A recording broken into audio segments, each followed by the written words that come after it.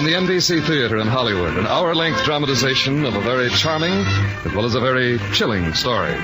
Richard Hughes, A High Wind in Jamaica. It's a story of children and pirates and some rather awful and unexpected happenings. Today's dramatization is by Jane Speed. Hear it now on the NBC Theater. A High Wind in Jamaica by Richard Hughes.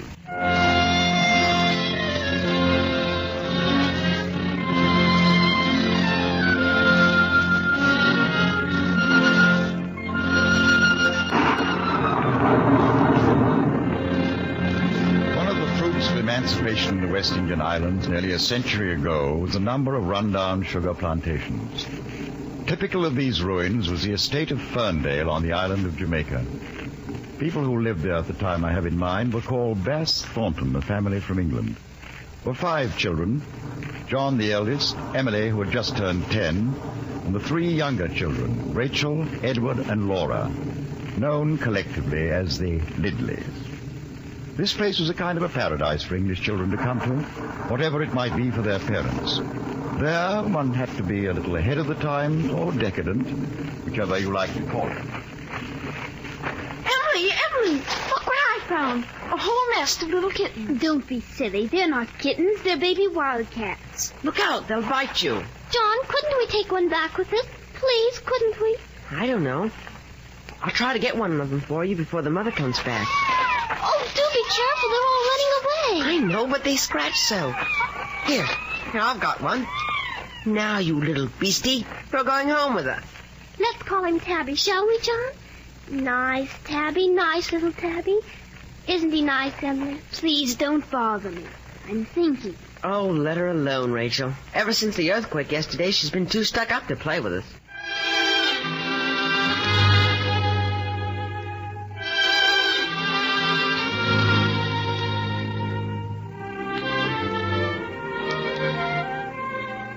The very word earthquake was tremendously impressive to Emily. And the realization that she had actually been in one almost too much for her.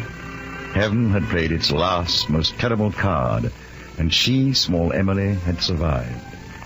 Over and over, she said to herself, I have been in an earthquake. So Emily sat apart, meditating on the glory that was hers, while the other children played on without her. John, do you see anything of your father? No, Mother, not yet. Well, bring the children in, will you? There's a bad storm coming, and dinner's almost ready anyhow. But, Mother... Come along now. The rain's starting. Here comes Father. I see him. Let's run to meet him. Wait for me, too. Father! Father! Go back, you little fools. Get in the house. But why? Can't you see there's a storm? Charlie, get in here. Oh, my dear, I'm so glad you're back. God, I've never seen such a storm. Why on earth did you let the children out of it? It came up so quickly I hardly realized Well, I hope the worst is over now. You get those wet things off and we can sit down to supper right away. It's all ready. It's all right. Emily, stop daydreaming and come and help me. Yes, Mother. John, you set the chairs around. Yes, Mother. My, but that lightning is sharp. I do wish this would be over soon. Well, I just hope the roof holds out in this gale. John, can you give me a hand with this shutter? If I can tie it here, it may hold. All right, Father. Oh, no, it's no use. There it goes. Oh, Alice, will you stop that babbling? We probably won't be alive in half an hour. Now, Frederick, I think it's important that we should all keep calm at a time like this. Calm, with the very roof being torn from over our heads? Now, if I could find something to break through the floor here, we could get down into the cellar. Would this do, Father? What? Yes, I think so. Here. There. That did it. Now, come on, Alice. Yes, Frederick. Come, children. That's it, John, Laura, Rachel. That's the way. Climb down. There we are. Mr. Thornton, you think this is going to be over soon? Well, I don't know. Here, I brought down a couple of decanters of Madeira. You take one, Sam, and pass it around. Everybody take a swig. But, Frederick, not the children. Yes, the children, too. They'll need it. They're going to get soaked to the skin before this is over.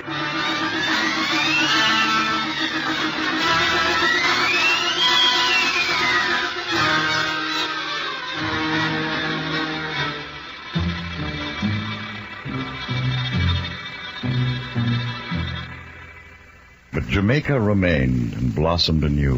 Mr. and Mrs. Thornton remained, and with patience and tears tried to reconstruct things. But the danger which their beloved little ones had been through was not a thing to risk again. Heaven had warned them. The children must go, Alice. We'll have to send them back to England. Yes. We have no choice. Oh, that awful night. In England, they will at least be safe from dangers of that sort.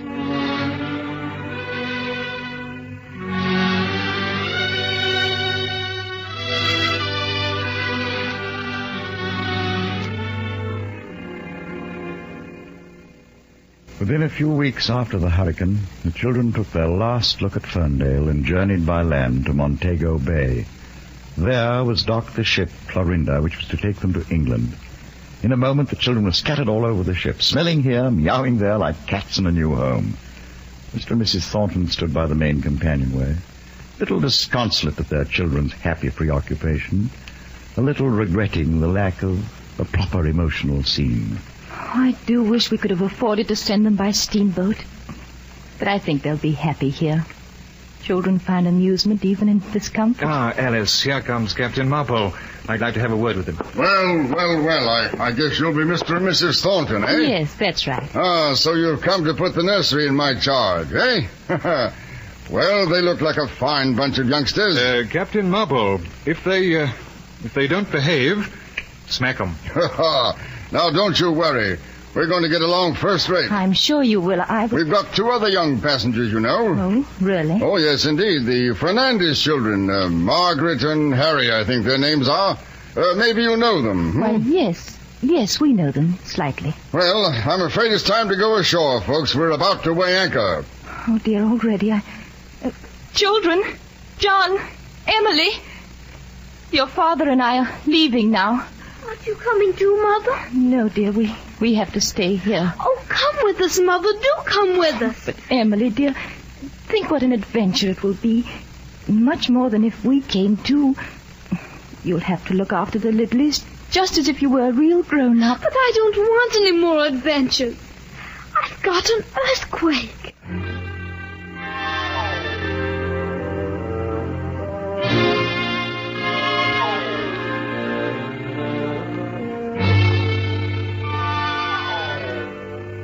Meanwhile, the rail of the Clorinda stood one of the other young passengers, Margaret Fernandez. She was a thin, pale girl of 13, old beyond her years. She stood quietly, thinking. I wonder what the Thornton children will be like. Probably a nuisance. The pity they're all younger than I am. Ready to cast off! Ready to cast off!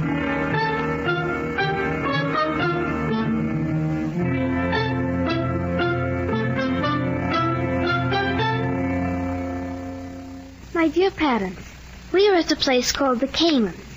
This ship is full of turtles. We stopped here and they came out in boats. The captain says we mustn't fall overboard now because his boats are full of turtles too. They make such a funny sighing and groaning in the night. At first I thought it was everybody being ill. Your loving daughter, Emily.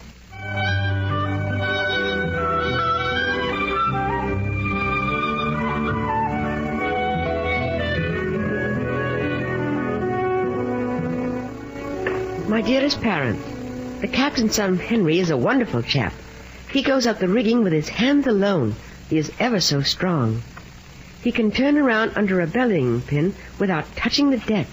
I can't, but I hang from the ratlinges by my heels, which the sailors say is very brave. But they don't like Emily doing it. Funny. I hope you are both in excellent health.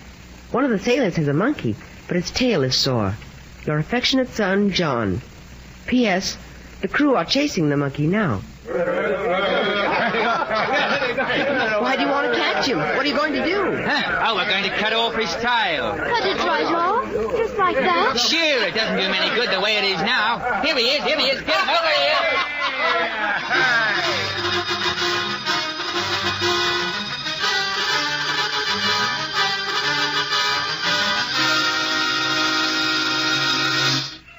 So intent was everyone what they were doing, they didn't notice a schooner laying anchor not far off. They noticed, in fact, nothing at all until the sailors from the pirate vessel began in twos and threes to slide onto the deck. The surprised mate and crew were bundled quickly into the forecastle and confined there. The children were shepherded into the deck house, where the door was immediately shut on them. Indeed, the whole maneuver was executed so quietly that Captain Marpole knew nothing of it until he woke suddenly in his cabin to find the pirate captain and his mate standing over him. Who are you? What is it? Excuse me, but would you have the goodness to land me a few stores? Well, who in the devil are you? I hold a commission in the Colombian Navy, and I am in need of a few stores. No, what's that? Is there someone in my hold? My crew has taken the liberty of appropriating a few stores. Well, I'm going up there and see what's going on. You had much better stay here, Captain, yeah? Oh. My fellow shall keep a tally. You shall be paid in full for everything we take. I will write you an order on the Colombian government. Now, see here. Do you realize that you're technically guilty of piracy, making a forced requisition on a British ship, even if you pay every farthing? So? You hear that, Otto? He says we're guilty of piracy. Yeah, it's enough to make your blood run cold, ain't it, Captain? Well, you'll pay me in cash. Though how the devil you got on board without my being called beats me. Where's my mate? He is well taken care of. Now then, we know you've got specie on board. Where is it? You're wrong, I tell you. If you don't tell the truth, Captain Marpole, your life shall pay the forfeit. Do not expect mercy, for this is my profession. And in it, I am accustomed to spilling blood. Well, but I have a wife and children. Yeah, if you value your life in the least, you'll tell us at once where you keep it. But there is nothing. Otto, come here. Aye, Captain. What did you do with those children? They are locked in the deck house. Good. All right, you, come on. We're going up on deck. I swear to you there's nothing here but what you see. Nothing at all. We will see about that. Hey there, Jose. Line up 6 men with their guns aimed high up on the deck house. Hey, Captain. Now, where is your specie hid, Captain? Go to the devil. Fire! Why, you fiends! Will you tell me? No! A little lower this time, men. Fire! Now, will you say? Next time he gives the order to be right through their little bodies. Well? Give him a clout, Otto. He's a stubborn old fool. Oh! Put your guns away. Otto, get the children out of the deck house. What are you going to do with them? We will just take them over to our ship for an hour or so. Give the old devil a scare. Sure, I see. Come on now. It's all right. What were you doing? It was dark in there. I'm hungry. You come on, then. We'll go over to the other ship and have some supper, Is that what we're supposed to do? Yeah, that is what you are supposed to do.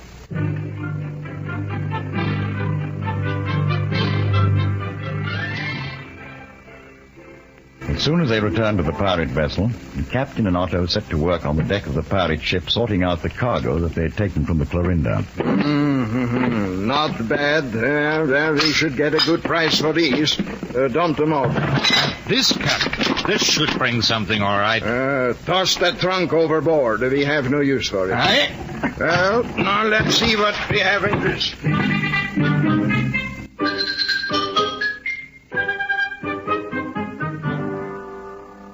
For nearly an hour, Johnson and his mate bent over their task, keeping what they wanted and throwing the rest over the side. But by now, darkness had descended, and the sound of the splashes carrying across the water to the Clorinda was interpreted quite differently by Captain Marpole. You hear that, Henry? You hear those splashes? They're throwing the poor little ones into the sea. Every last one of them. Well, nothing to wait for now. Make ready to get underway.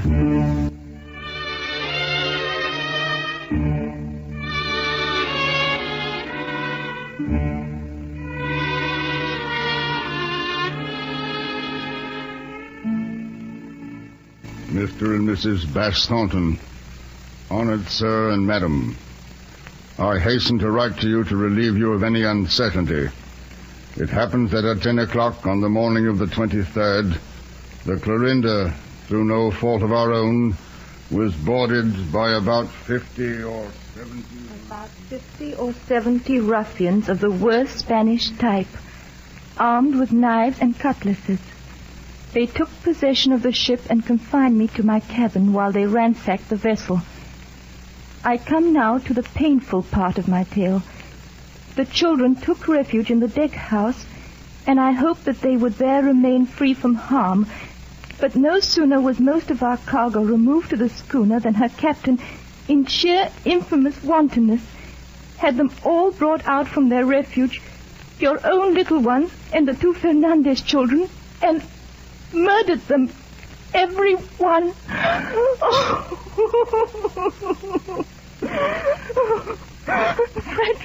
Frederick, I can't go on. You read. And their little bodies cast into the sea.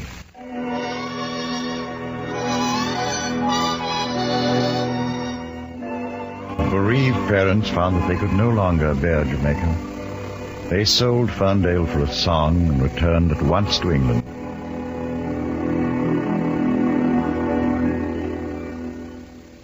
But for Captain Janssen, his 7 newly acquired passengers were very much alive indeed.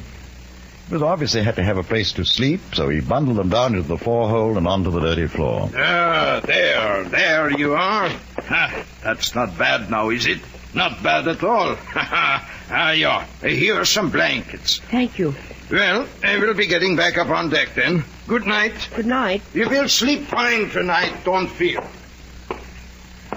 I don't like this bed. I do. What's the matter with it, Laura? It's a horrid bed. Shh. Go to sleep. Emily, I smell cockroaches. Shh. They'll bite our nails off because we haven't washed. And our skin and our hair. There's a cockroach in my bed. Oh, get out! Laura, go back to bed. I haven't said my prayers. We'll say them lying down. She mustn't. That's lazy. Oh, shut up, Rachel. She must. But it's wicked. You go to sleep in the middle then. Margie. What's up with her, Harry? Won't she speak? I don't know. I guess she's crying. Is she often like this? Well, she's awful sometimes. Margie, what's the matter? Let me alone.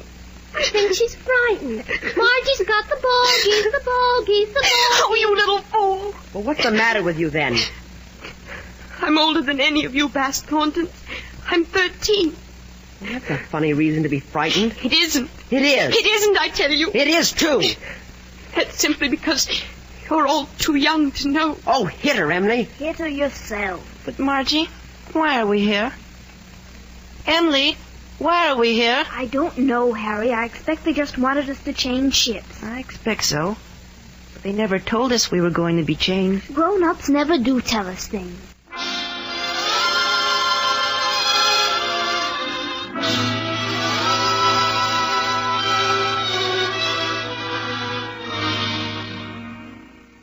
I think it's morning. We could ask the captain. He just came down the ladder. May we get up yet, Captain? What? May we get up, please? Yeah, get up. Go on deck. Here's the ladder. Thank you. What are you counting? Oh, cases. Just cases. Go on deck. Here, Laura, hang on to me. Rachel, do be careful. Well, Edward's pushing me. Oh, look, we're not sailing anymore. It's a town.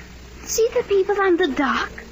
Look how funny they're dressed. I like dressing up. I think it's babyish. Well, good morning. Good morning. What's the name of this place? Santa Lucia. Why are we stopping here? We are going to unload the cargo. You can watch if you want to, but mind you, keep out of the way.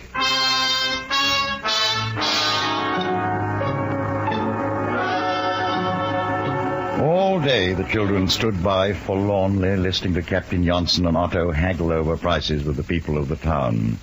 But that night, after they'd all gone to bed, John woke suddenly to find a lantern bobbing up and down in the open hatch. Who is it? Who's there? It is I, Corset. What do you want? You come with me. I take you into the town. I don't know. I think they're all asleep. I'm not asleep. I want to go too. All right. Margie? Yes? Come on. Jose's going to take us into town. I don't want to go. Oh, come on. It'll be all right. Come on now. Climb up. Margie, you're stepping on my hand. Shh. You're up now, eh? Yes. The rest are asleep. Bien. Follow me then. Where are we going? They have a celebration. We go and see. We have a good time. What is it, Jose? Will Captain Janssen and Otto be there? No. They go to the house of the magistrate. But the priest, he's making for the crew a nativity play with real cows. Real live cows? See? Here.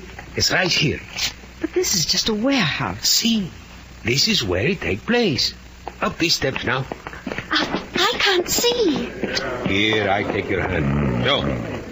How are they going to get the cows way up here? They pull them up with a rope through that big door. You wait here. I'll be back. Look, they're bringing something up now. See the rope? We can't see anything from here. We'd better stay here, though. Jose told us to. Well, I'm going over where I can watch. You stay here with Margie, Edward. I don't see why I can't go too. Have they started yet, Jose? Hey, I think I tell you to stay back. But I wanted to see what was... You stay back from the edge. Look out! Leo, he's falling! The boy! Stay here. I go.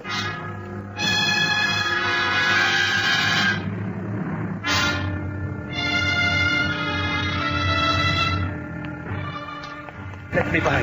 Let me do him. Oh, the poor little one. Pobrecito, qué horrible. It's too bad.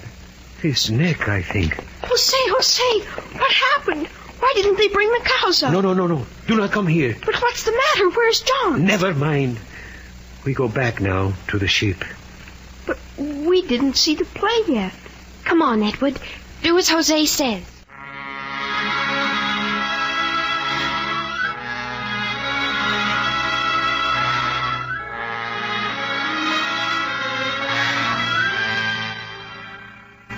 In the morning, Margaret and Edward might easily have thought the whole thing a dream, if John's bed had not been so puzzlingly empty. Yet, as if by some mute flash of understanding, no one commented on his absence. Neither then nor thereafter was his name mentioned by anybody.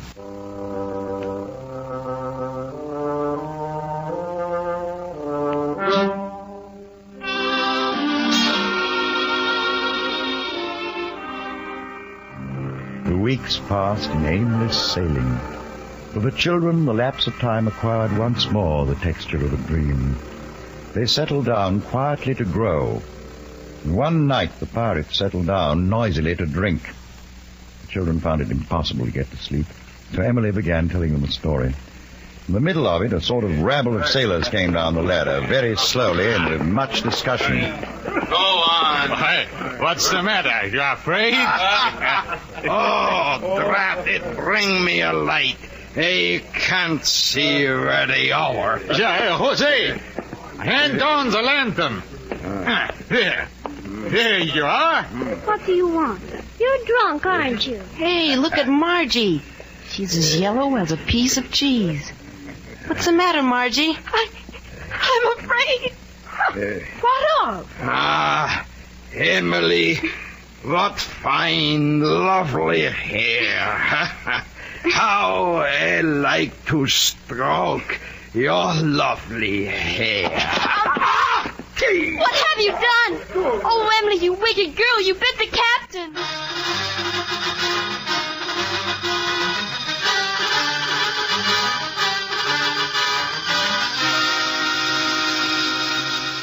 Emily, thinking back on the scene, couldn't for the life of her understand why she had turned on the captain so viciously. And what interested her even more was the curious way that Margaret Fernandez had behaved since that night. At first, she'd seemed exaggeratedly frightened of all the men. And then she'd suddenly taken to following about the deck like a dog. Emily sat for a long while pondering these things. Indeed, she felt she was on the very brink of understanding them, when a shout broke out through her reverie. Emily, come on down and play. And down with a rush fell the curtain on all Emily's cogitations. In a second, she was once more a happy little animal. Any happy little animal.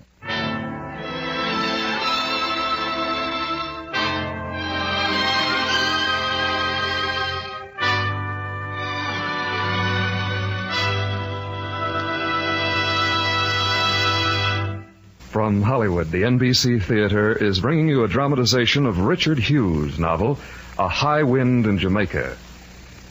The NBC Theater takes this opportunity to congratulate station WWJ Detroit, which is celebrating its 30th anniversary this week. We will resume with Act 2 of A High Wind in Jamaica after a brief pause for station identification.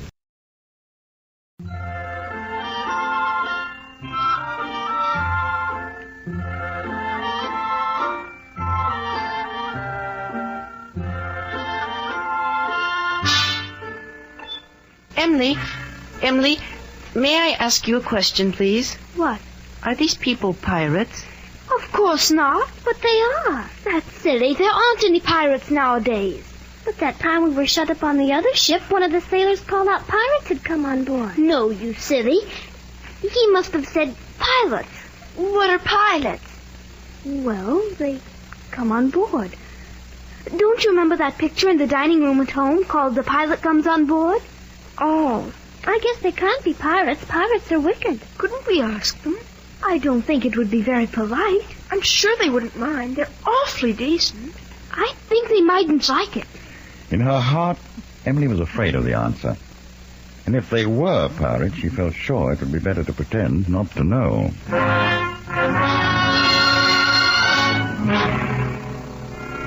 Rachel, the third born of the Bass Thornton children, was a relentlessly domestic little soul. She collected bits of oakum and the moltings of a worn-out mop, wrapped them in rags, and proclaimed them her babies. She could even summon up maternal feelings for a marlinspike, and would sit aloft, rocking it in her arms and crooning. The sailors took care not to pass underneath. But Emily was concerned with other matters as she walked that afternoon. Ever since the night she had bitten the captain's thumb, she and he had studiously avoided each other. Thus was that she had taken this elaborate detour to assure herself of not coming face to face with him. But at the very moment she was passing beneath the mainmast, Rachel dropped her precious infant.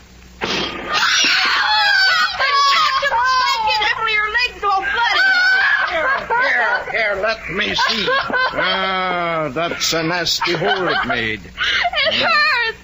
Well, now, sure it hurts, but we will fix it up. Here, I will carry you to my cabin. Don't juggle so. Oh, now, here we are. Now, you just take it easy like. There. You lie there a minute now. What are you going to do? Well, we just take a little of this Stockholm tar, put it on a rag, and put it on your leg, like this. No, that's all there is to it. You see, it's not so bad. But it is. It hurts. Oh, well, it won't hurt for long. In just a few minutes, it will feel better. I will tell you a story, if you like. Tell me about when you were little. Well, when I was a boy, it wasn't thought lucky to grease your own sea boots. So my auntie used to grease mine before we went out with the logger. We divided the fish up into 6 shares, one for the boat and one for each of us. That was all, but it was of the greatest interest to Emily, and shortly she fell asleep, supremely happy.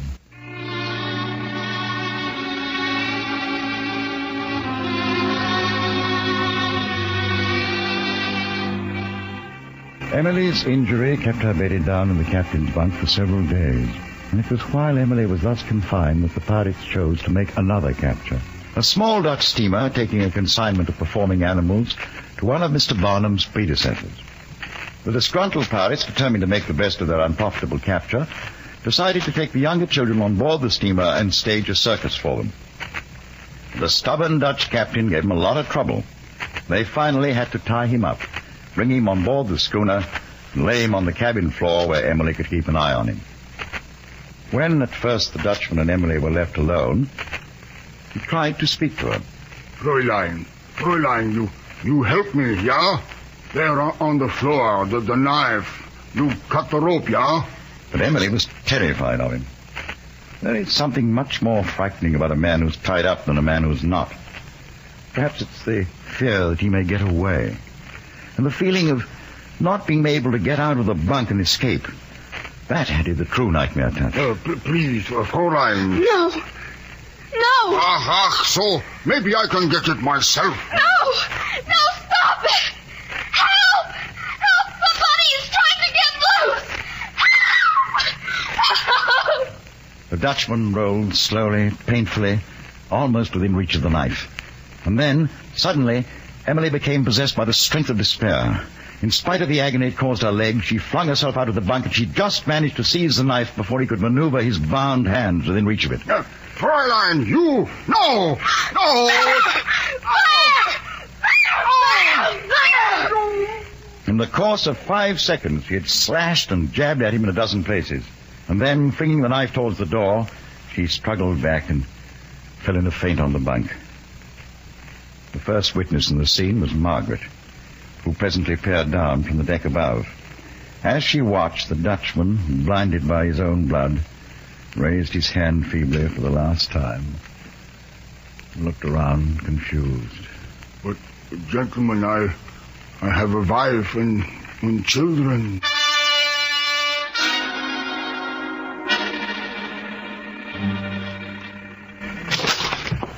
Well, here's a pretty mess.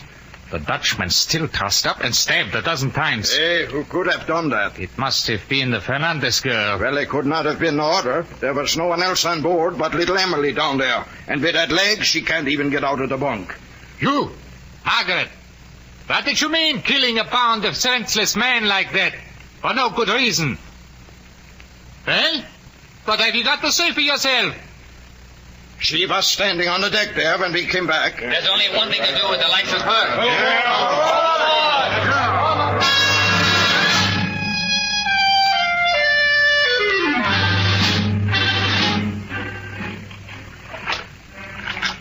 The rest of the crew and the 4 children, coming back from the Dutch steamer and the second boat, knew nothing of what had taken place aboard the schooner.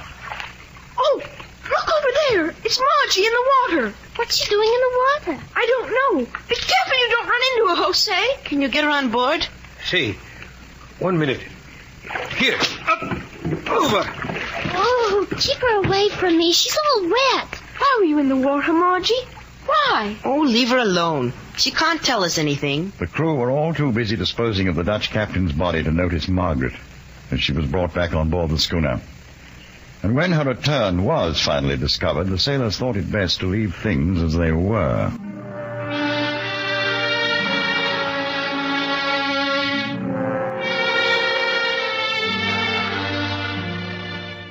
The Dutch captain's was the first blood to be shed on board the pirate vessel.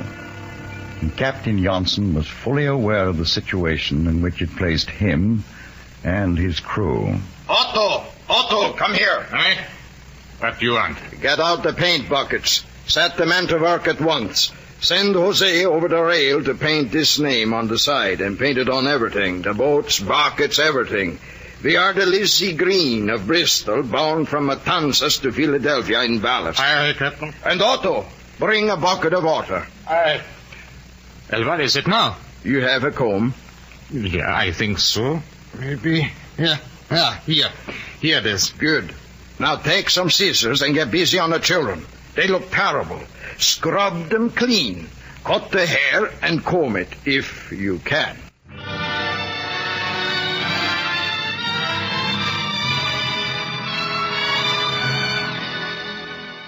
When Otto had finished with the children, the effect still left much to be desired, but there was a notable improvement nonetheless. As he stood gazing on his handiwork, Janssen drew him aside. Those children, Otto, they must go. Aye. You'll lend them at Santa Lucia? No, they got to go now. We may never get to Santa. But what? If we get taken with them, where will we be? Answer me that. Yeah. You'll have to risk Santa. You can't land them in no other place. Who said I was going to land them? But there's nothing else you can do. Supposing, Otto, we were to put them aboard another ship. Another ship? Why, we wouldn't dare to stop another ship in mid-ocean. Why do you think we have spent all morning becoming the Lizzie Green? Ah, so, yeah, I see. It will be a risk, of course. But if we are careful, I think we can manage it.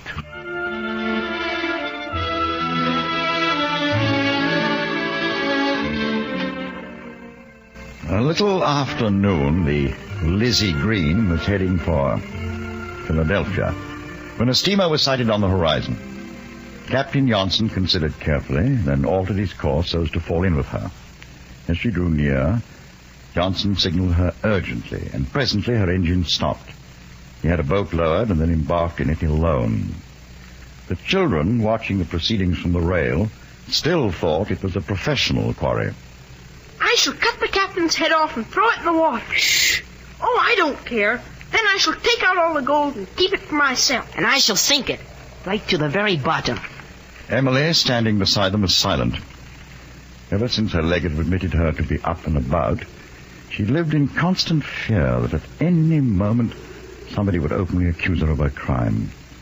She'd taken to watching Margaret like a hawk, and whenever Margaret spoke to anyone out of her earshot, she wondered if the older girl had finally told what Emily was sure that she must know.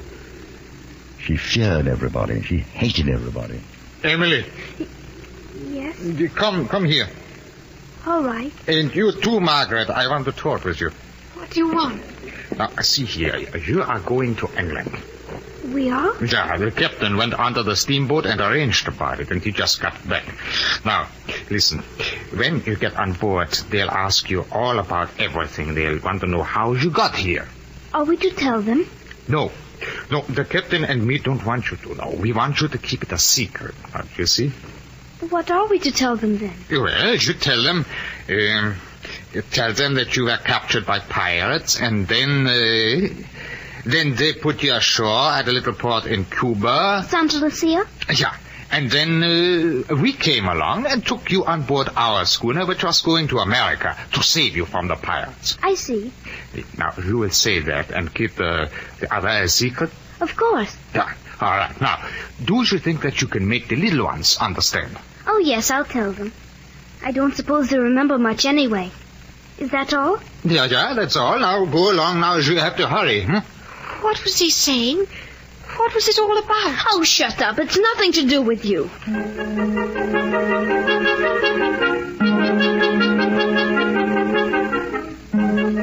Inwardly, Emily's mind was going round in circles.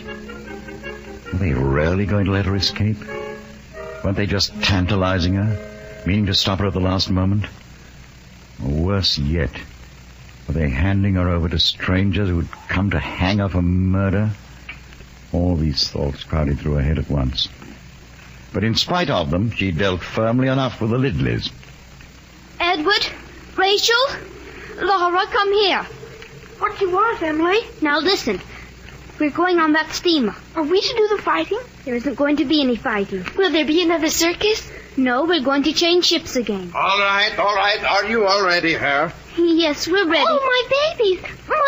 I've got to take them, too. Here, you can't take all those marlin spikes. But I can't leave them behind. They're my babies. Well, come on now. Into the boat with you. They can't wait forever. Here, little one. Jose would help you. Darling Jose, goodbye. Go on. Captain, don't make me go. Let me stay with you always and always. Oh, I don't want to go. Well, there now. It will be all right. Come on, Jose will go without you. Wait for me. I'm coming. Bye. Come and see us in England. Yes, come and stay with us, all of you. Promise you'll come and stay with us.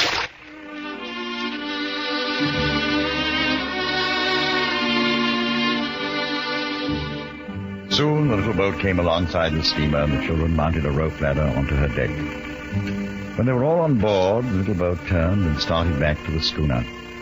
The children never once looked after it.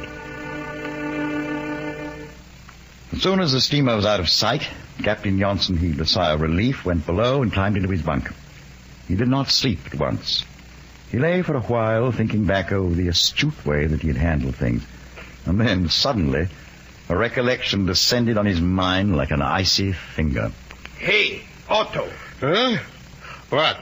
What was the name of that boy who broke his neck at Santa?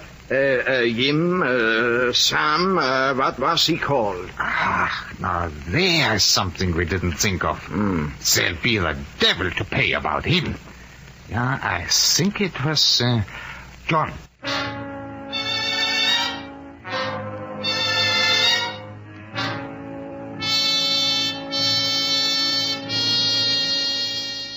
Then, aboard the steamer, the kindly stewardess... Just look at their clothes. Just look at them. Why, the poor little mites look as if they hadn't been washed in months. Of all the children, only Emily stood apart, shy and uncomfortable. But suddenly something seemed to snap in her heart. She flung herself face downwards on the deck, not crying, but kicking convulsively.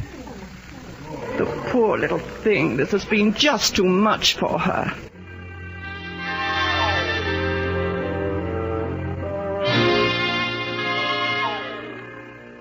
There now. Everything's going to be all right. You just go to sleep and forget all about those awful pirates. The cruel, nasty men. Please. Please. Yes, dear? What is it? Those men. The ones who brought us here. They were the real pirates. There weren't any others.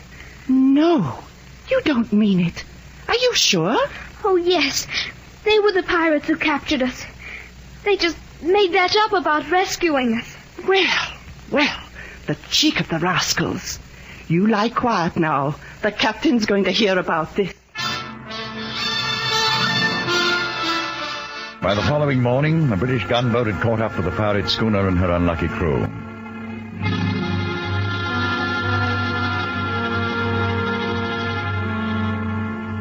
Now, Emily, you mustn't brood. Tell me, where did you used to live when you were on the pirate schooner? Oh, in the hold. Were you very frightened when there was a battle going on? Did you hear them fighting over your head? Not exactly. Now listen, darling. Did you ever actually see anyone killed? No. Why should we? Didn't you ever see a body? A dead one? No, there weren't any. There weren't many, that is. Oh, you poor little thing. They lined the whole crew up by the rail and shot them down, one by one. Bang, bang, bang! Then they chopped off their heads and threw them all into the sea.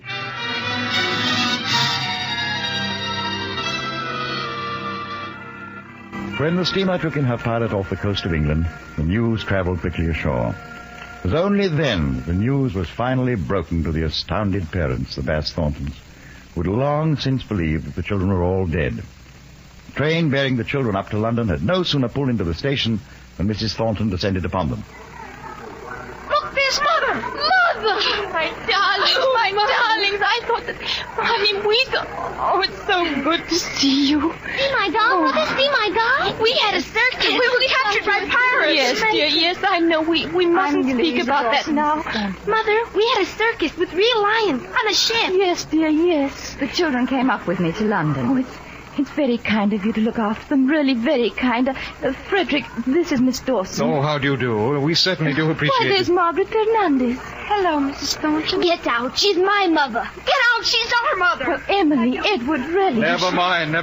Margaret's my pal. Come on, Margaret. Let's look for a cab. You should have seen the steamer, Mother. Oh, it was so... It must have been wonderful, dear. Wait a minute. Where's John? Well, where is he? Wasn't he on the train with you? No. John! Where is John? Miss Dawson, do you know where John is? I'm afraid I don't quite understand. Who is John?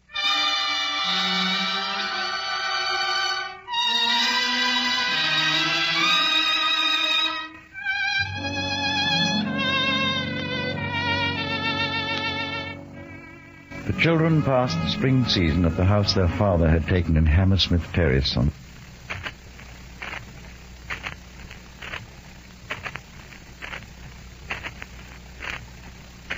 the borders of Chiswick. Captain Janssen, Otto, and the crew passed it in Newgate Prison. One day, early in the summer, a cab came for the whole Bass Thornton family. They drove together right up to the temple in London. They were ushered into a large room where a lawyer, Mr. Matthias, greeted them. After a while, Margaret and Harry Fernandez arrived, accompanied by a small, fanatical-looking aunt.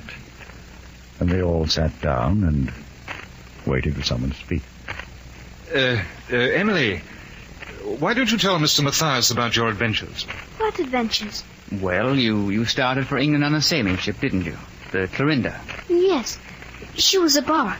And then what happened? Well, there was a monkey. A monkey? And a lot of turtles. Tell him about the pirates, dear. Oh, yes, we were captured by pirates, of course. Weren't you with them too, Miss Fernandez? Me? Yes, child, you. Go on, speak. Say yes. You were with us, weren't you? Yes. Then why couldn't you say so? Edward, you mustn't speak like that to Margaret. Now, Miss Fernandez, tell us what you remember about the capture, will you? What? Tell us about how the pirates captured the Clorinda. The monkey was in the rigging, so they just came on the ship. Did they fight with the sailors? Did you see them hit anybody or threaten anybody? They didn't hit anybody. There wasn't anyone to hit. Then where were all the sailors? They were all up in the rigging. I see. Didn't you say a monkey was in the rigging? He broke his neck. He was drunk. His tail was rotten. Well, when they came on board, what did they do? Come. What did they do? What did they do, Miss Fernandez? Why, I don't know. Emily? I don't know. But you saw them, didn't you? No, we didn't. We went in the deck house. And stayed there? We couldn't open the door. Bang, bang, bang, bang. Quiet. And then, when they let you out? We went on the schooner. Were you frightened? What of? Well, of them. Who? The pirates. Why should we be?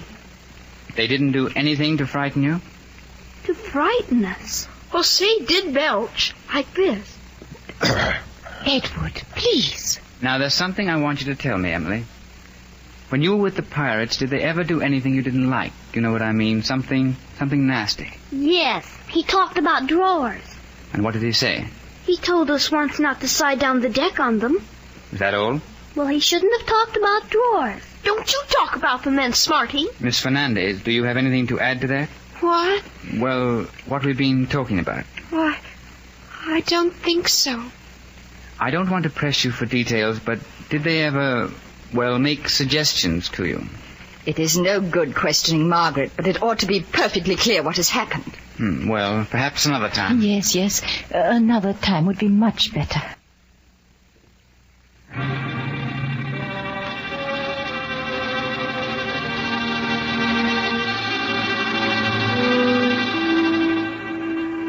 Well, Mr. Matthias, did the interview go as you had expected? Pretty much. And you found? What I've always known. That I would rather exact information from the devil himself than from a child. Yes, but what information exactly do you need? Everything, the whole story. Don't you realize, Thornton, that without considerable help from them, we may even fail to get a conviction? What's the difficulty? Well, we could get a conviction for piracy, of course, but since 1837, piracy has ceased to be a hanging offense unless it's accompanied by murder. And is the killing of one small boy insufficient to count as murder? The boy was undoubtedly taken onto the schooner, and I'm afraid there's no doubt that we can personally entertain that the lad is dead. But there is a legal doubt. And when there's a legal doubt, a jury might well refuse to convict. Yes, unless they were carried away by an attack of common sense. The other children have dropped as yet no hint as to what precisely did happen to him? No, none. Yet they must surely know. It's a great pity that when the pirates decided to kill the child, they didn't invite his sisters in to watch. But unless we can get definite evidence of murder, either of your boy or the Dutch captain, I'm afraid there's a real danger that these men escaping with their lives. Well, isn't there such a thing as turning king's evidence? Oh, it's a most unsatisfactory proceeding. No, the natural and proper witnesses are the children. There's a kind of beauty in making them who have suffered so much at the hands of these men the instruments of justice upon them. You say you haven't been able in all these weeks to get the smallest hint from them with regard to the death of the Dutch captain either? No, none. Well, is it your impression that they do truly know nothing, or that they have been terrorized into hiding something? No, I don't think they've been terrorized. But I do think they may know something they won't tell. But why? Because during the time they were on the schooner, they plainly got very fond of this man Janssen and of his lieutenant, the man called Otto. But this affection seems highly improbable. Well, it's a fact. Well, I think if they know anything, I shall be able to find it out. Do you intend to put them in the box? Not all of them, certainly. Heaven forbid. But we shall have to produce one of them at least, I'm afraid. Which one? Well, we had intended it to be Margaret Fernandez, but she seems, well, unsatisfactory, wouldn't you say? Yes, quite. Well, she was sane enough when she left Jamaica, though always a bit of a fool. Her aunt tells me she seems to have lost her memory, or a great part of it. No, if I call her, it will be simply to exhibit her mental condition. So? I think I shall call your Emily. Well, you'll have to settle with her yourself about what she's to say. Write it out and make her learn it by heart. Yes, certainly. I'm not in the habit of going to court unprepared. It's bad enough having a child in the box anyway. You can never count on them. They say what they think you want them to say. And then they say what they think the opposing counsel wants them to say, too. If they like his face. Yes, I know what you mean. I think I'll take Emily to Madame Tussaud's waxworks on Thursday afternoon and try my luck with her there.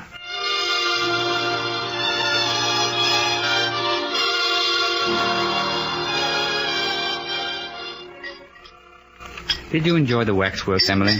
Yes, sir, very much. It's a fascinating place, all right. I think one can learn a great deal by going there. Oh, would you care for more tea? No, thank you. I still have some. Another cream bun? I already had 3. Well, you eat all you like. Emily, I wonder, during your time on the pirate vessel, do you recall having seen anything of a Dutch captain who was brought on board? A Captain Van der Voort? I don't know, sir. In particular, do you remember if any harm was done to him? Would you please take me home, sir? I don't feel very well. I guess I must have eaten too many cream buns.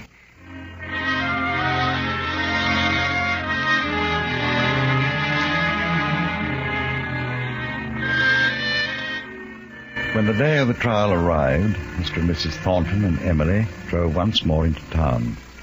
But this time it was to the Central Criminal Court. The oath was administered to her, and Mr. Mathias, in fancy dress, began to put his questions. With complete confidence, she sang out the responses that he had prepared for her. At last, Mr. Mathias sat down, and the defending counsel came forward. His first few questions were of a general nature, and then, quite casually, he came to the heart of the matter. And now, my dear young lady, there's just one more question I want to ask you. And please answer it loudly and clearly, so that we all can hear. We've been told about the Dutch steamer, which had the animals on board. Now, a very horrible thing has been suggested. It has been said that a man was taken off the steamer, the captain of it, in fact, onto the schooner, and that he was murdered there. Now, what I want to ask you is this. Did you see any such thing happen? He was all lying in his blood. It was awful. He died. He said something and then he died. Oh, I'll hang him on. The effect on the court could hardly have been greater. Emily's brief, hysterical outburst left no doubt in any mind as to what had taken place aboard the schooner. The guilt of the pirates was sealed with a shocking finality.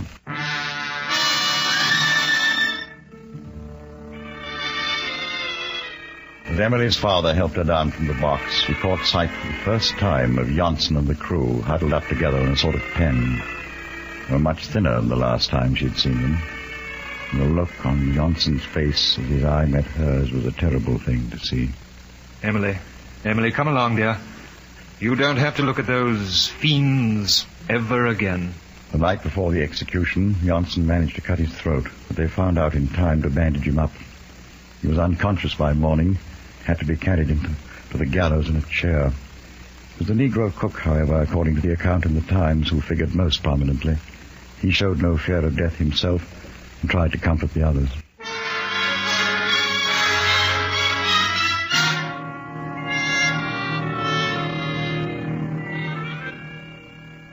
We You've all come here to die. That gallows, it wasn't built for nothing. We shall certainly end our lives in this place. Nothing can save us. But in a few years, we should die in any case. In a few years, the judge who condemned us, all men now living, will be dead. You know that I die innocent, but I am not sorry. I would rather die now innocent than in a few years, perhaps guilty of some great crime.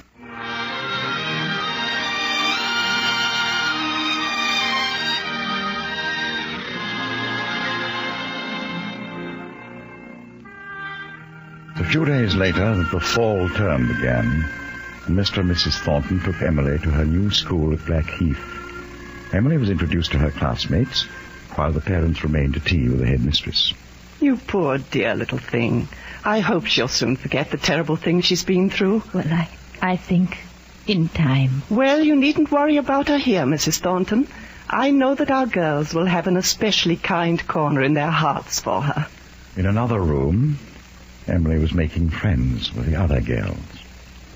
Looking at that gentle, happy throng of clean, innocent faces, listening to the artless babble of chatter rising, perhaps God could have picked out from among them which was Emily. But I'm sure that I could not.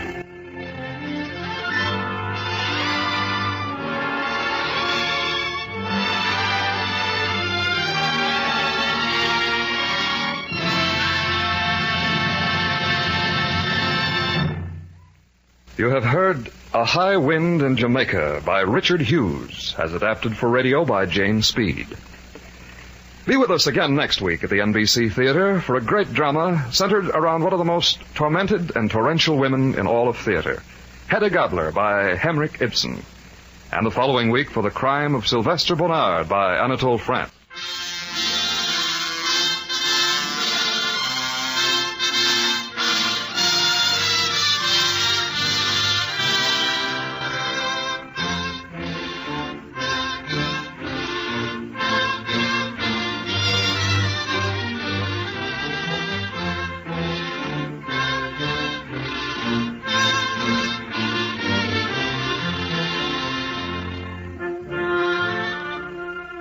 In today's cast, Ramsey Hill was the narrator. The children were Anne Whitfield as Emily, John Ramsey Hill as Edward, Dawn Bender as Rachel, Henry Blair as John, Janine Ann Roos as Laura, Gloria McMillan as Margaret, and Joel Nessler as Harry. The mother was Alma Lawton, the father was John Dodsworth, Marpole was Herbert Rawlinson, Johnson was Stanley Farrar, Otto was Ben Wright, Jose was Donald Morrison, Louisa was Virginia McDowell, the stewardess was Norma Varden, Matthias was Charles Davis, and the cook was Felix Nelson. Your announcer, Don Stanley. The NBC Theater is produced by Wade Arnold. The director of the NBC Theater is Andrew C. Love.